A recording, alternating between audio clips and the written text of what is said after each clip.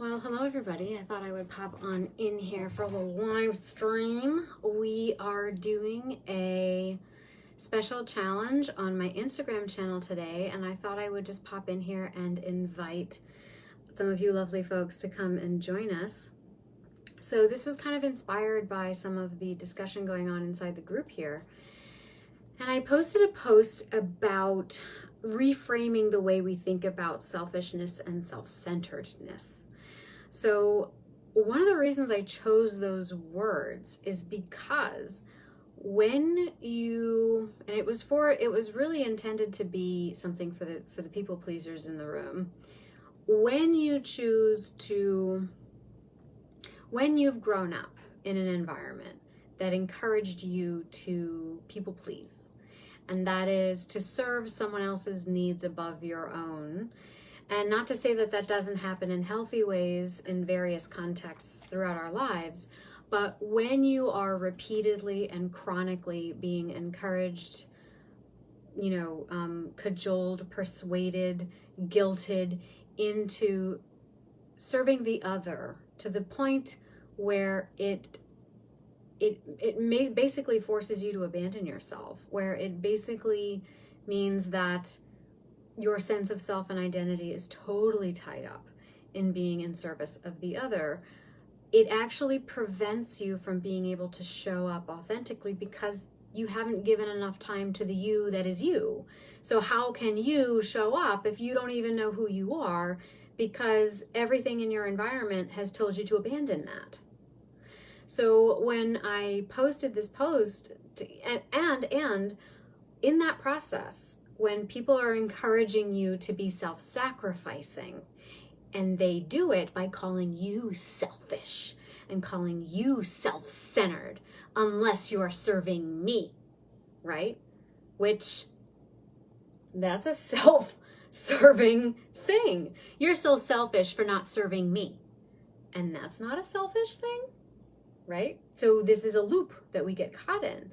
And the reason I use these words, so I described self-centeredness, redefining self-centeredness as a way of being centered within the self, right? To be able to be grounded in our sense of self, which is defined by knowing our boundaries, recognizing what is our fault and not our fault, assuming blame and not assuming blame for things that are and or are not our fault, and then knowing what is our responsibility, right? So when we are, and this is a process that has to evolve in a certain sequence, honestly. You can't jump ahead. And when people try to jump ahead, then they start getting confused about things like, whose responsibility is this? Who do I blame? Should I not blame anyone? Do I need to take all the blame on myself? Am I responsible for everything? Can I not ask for help? So there's a whole bunch of confusion that happens when you try to jump from being in a place where you don't understand how to define self, and you've been surrounded by people who convince you that in order to be a good person means you have to abandon yourself, right? And of course, there are going to be varying layers of awareness around that. But the process of developing increasing awareness around that is a process that, for someone who has a coping skill of people pleasing, is going to be a process of discovering the self, of advocating for the self, of being generous and kind and loving and compassionate towards the self, of giving 30% of what you're putting out back to yourself, right? Now, there are other types of coping skills that evolve. And for someone that, now I happen to be someone who started as a people pleaser and then swung in the opposite direction, where I am impervious to anyone trying to shame or guilt me. It's just like, I am totally impervious to it. It has no effect on me. But it used to have a strong disgust, revulsion effect on me. And if anyone tried to suggest that, cut them out of my life. No explanation. Because I wasn't going to tolerate that. Now, having swung back and forth between these extremes, coming closer to the middle, recognizing when someone's trying to do that to me, recognizing that they are simply exercising what coping skills they have to reach for connection and reassurance, because deep down there is a child that just wants to be held and loved and reassured. And so my now having a tolerance for that in others evolved out of having a tolerance for that within myself, right? Because there's a part of me that needs and wants that. And when I feel those pangs of guilt and or someone else trying to make me feel guilty or trying to shame me for something, and I feel a strong revolted feeling towards them, now I'm able to take a mindful pause and think to myself, where's that coming from? What part of me is looking for reassurance that is calling in this person who's demonstrating it on the outside of me? And how can I connect with that person or that aspect of myself so that I can now connect with this person so that they're not in survival mode anymore and that their more authentic self can feel free to come out, right? How do I create space for that? And that is a generosity that each of us can bring to a relationship once we are better in touch with ourselves. And that's true for any insecure attachments, any attachment style, right? Now, the challenge for someone who's more like a rolling stone, for example, is more like what I just described, is learning how to play, is learning how to sit with ambiguity, is learning how to sense that reject, revulsion, disgust that comes up within you, and to recognize that as a defensive response to the voice that this external person or partner is expressing outwardly. Right? And to understand that our reject response to that is probably a repetition of a reject response to something like that within us. And usually it's connected to ideas of weakness, of being a burdensome child, of being hysterical, of being out of control, right? Helpless, victimized. So the challenge there is not necessarily about self-advocacy, although I will argue even for Rolling Stones who seem to have a strong sense of self, that sense of self is still somewhat fragile. Because if you feel that strong sense of revulsion, and you can't create a spaciousness around it, then your sense of self is strong, but it's a rigid kind of strong. And when you have rigidity, then it can actually it's fragile. It can actually crack or break quite easily. And that's why these anxious partners drive us crazy, because they're constantly butting up against those walls, right? Because that's how they learned to establish connection. That's how they learned that this is how I'm going to get what I need. And then this is how you learned this is how I'm going to get what I need, right? So, but anytime we're in conflict, it's because both partners are looking for some kind of reassurance and connection that I am okay the way that I am, and that you love and accept and see me for the way that I am. And this connection that we have is not under threat because of the content of whatever it is that we're discussing, right? Now, this is not an all or nothing scenario. And when I posted that post about self-centeredness and selfishness, my point was to show that when we find ourselves slipping into people-pleasing, it's because someone taught us that selfishness and self-centeredness, they used it and they manipulated those words so that you would abandon yourself, right? So the whole point of that post was to help you reclaim those words for yourself so that these other influences can't wield that kind of power over you anymore. So I hope that that's clear. But anyway, that inspired today's activity challenge, which is the real point of why I'm here. And basically what I thought we might do is take it out of the realms of intellectualism and take it into the realms of creativity, because that's so much more fun. And I thought we just finished doing Energy Expansion 101, which was a live online group coaching series. And one of the things that we played with was using the chakra system as a framework in which we can work with the energy of the body. So one of the things we talked about was the sacral, which is below the navel between the hips.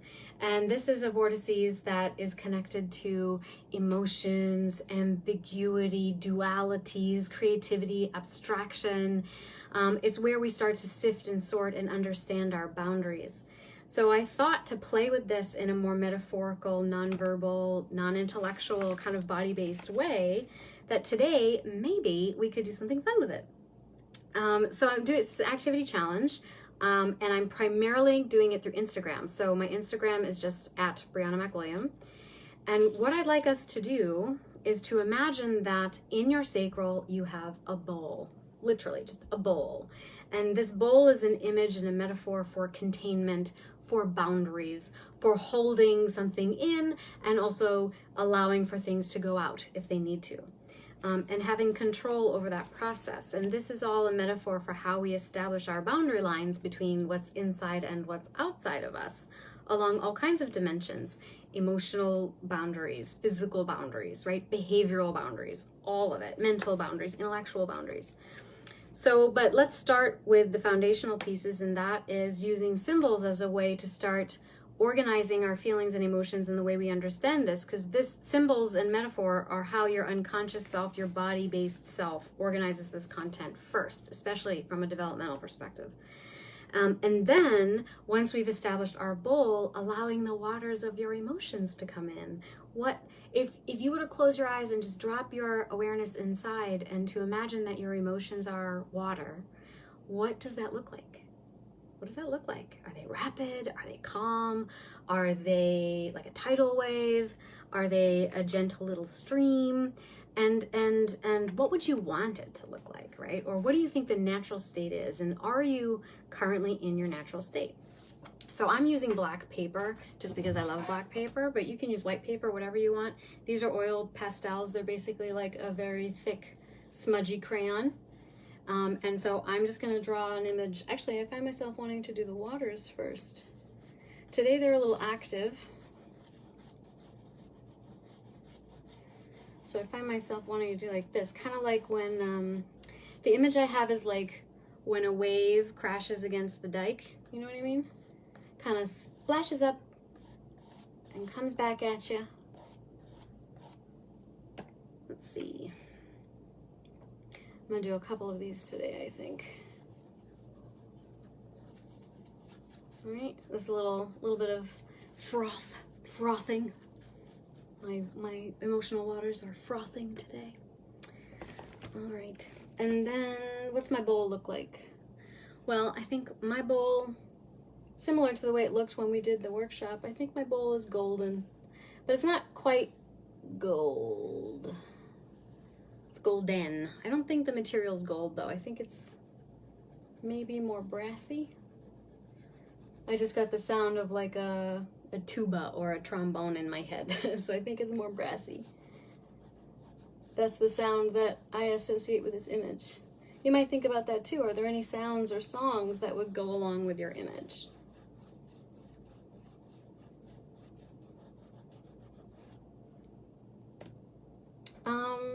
And that's kind of all it has to be.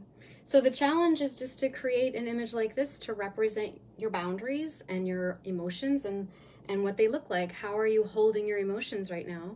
And if you'd like to take a picture, post it to your Instagram grid, tag me at Brianna McWilliam. I'll share it to my story.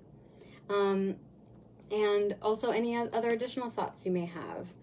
One thing, an extension of this might be like looking at it now, is there anything that I would want to add? Or is there anything that like my image wants? Is there a name or a title that I would assign to this, right?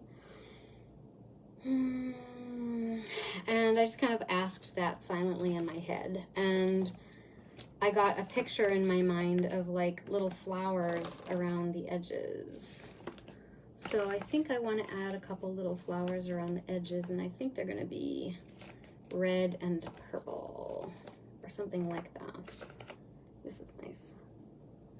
So little flowers, little vegetation.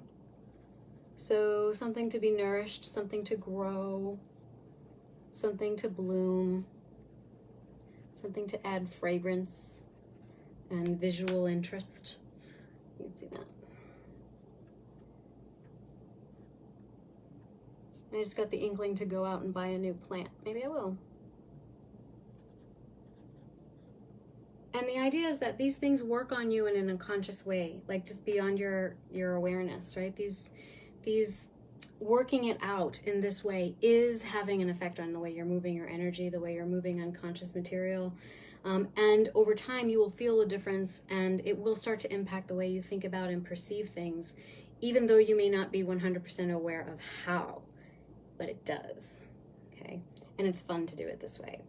So I wanted to share that with you all here today. If you're willing to join me for our little Instagram challenge, I would love it. If you would post your illustrations, tag me at Brianna McWilliam on Instagram, and I will share them to our story. If you're shy about that, you can also just share them here in the feed. You're certainly among friends here, and we can also take a look at them there.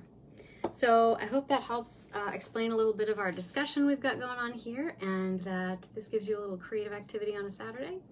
And I look forward to seeing your drawings. Thank you for joining me.